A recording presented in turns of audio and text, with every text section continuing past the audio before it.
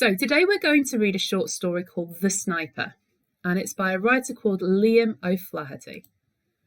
In a moment, a video is going to play for you, and in the video, Mrs. Abdul Karim is going to read the first 3 paragraphs of the short story The Sniper with you.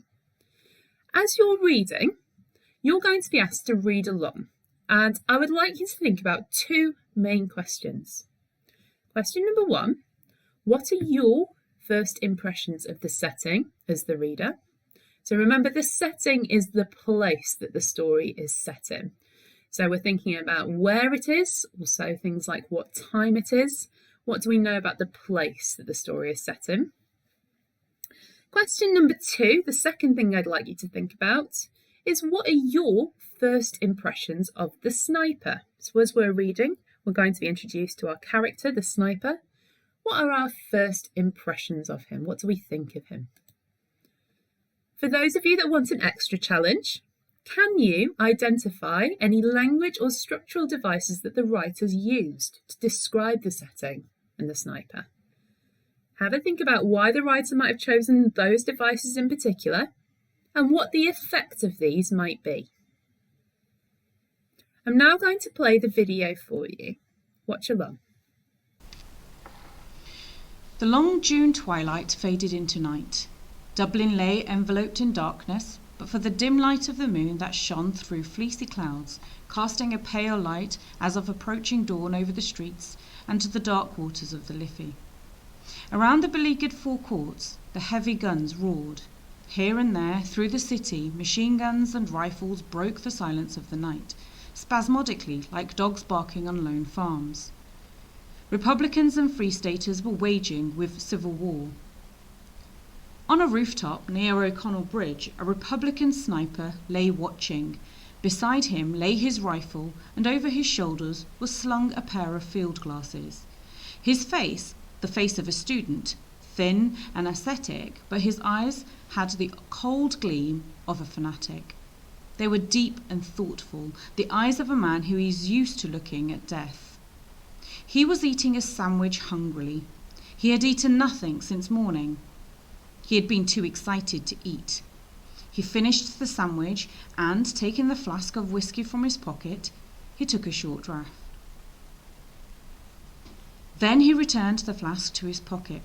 He paused for a moment, considering whether he should risk a smoke.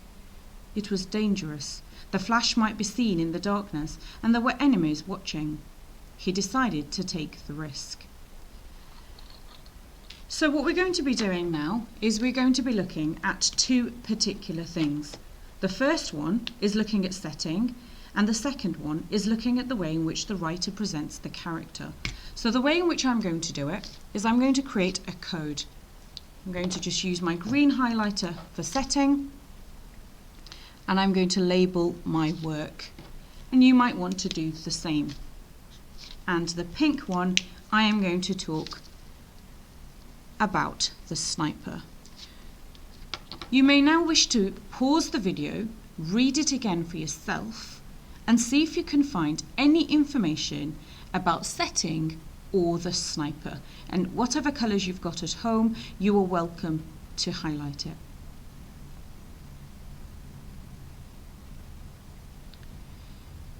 You may now wish to unpause the video, and I'm going to go through this with you as I read through it. So, the long June twilight faded into the night. That's clearly something to do with the setting and the time of day. So I'm going to highlight twilight, I'm going to highlight June, and I'm going to highlight the word night as well. Please follow as you go along.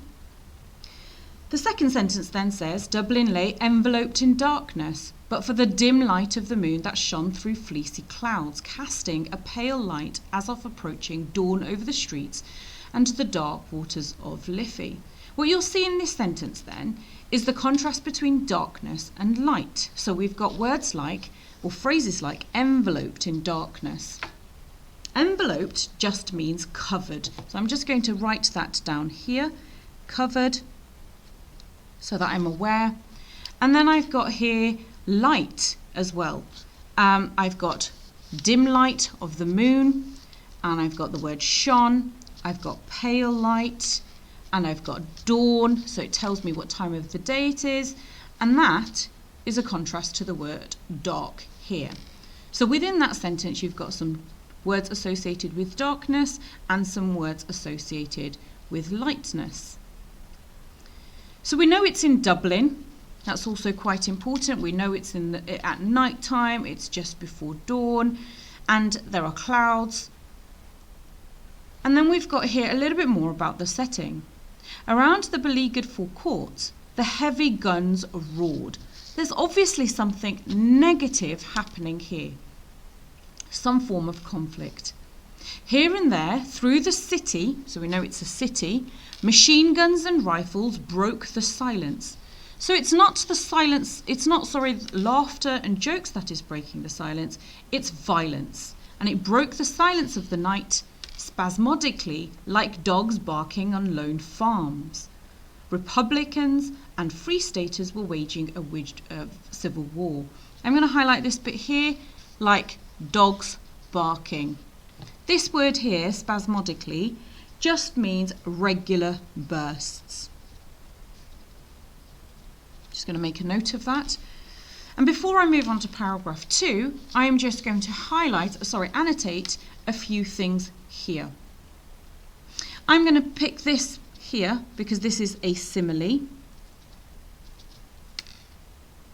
I might pick out here the adjective pale.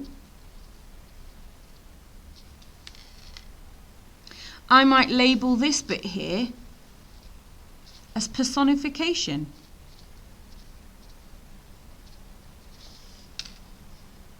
I'm going to move on to second paragraph, and we're going to continue to see if we can find anything on either the setting or the sniper. So on a rooftop near O'Connell Bridge, a Republican sniper lay watching. So we know that there are two groups. We've got the Republicans and we've got the Free Staters, and the sniper is actually a Republican. So this is some information about the sniper. And he's laying there watching. He's waiting for something to happen. Beside him lay his rifle, and over his shoulders slung a pair of field glasses. So he's looking at things carefully. His face was that of a student, which suggests that he is young. Going to just make a note of that. He's thin and ascetic. Ascetic just means somebody who is dedicated to their work, and they're fairly strict in their approach. But his eyes had the cold gleams of the fanatic. A fanatic is somebody who is obsessed with something. They were deep and thoughtful. The eyes of a man who is used to looking at death suggest that he is unafraid. He is very familiar with this very unnerving situation. He was eating a sandwich hungrily. He had eaten nothing since the morning. He had been too excited to eat. Not too nervous, not too scared, but too excited. He finished the sandwich, and taking a flask of whiskey from his pocket, he took a short draught. Then he returned the flask to his pocket. He paused for a moment, considering whether he should risk a smoke. It was dangerous. The flash might be seen in the darkness, and there were enemies watching. He decided to take the risk. So for me, you might think about he's pausing and he's thinking things through. But he is not afraid of risks. So he's a bit of a risk taker. You might argue that that is brave, or you may consider that to be dangerous or foolish. And there you have it, some information about both the setting and the sniper.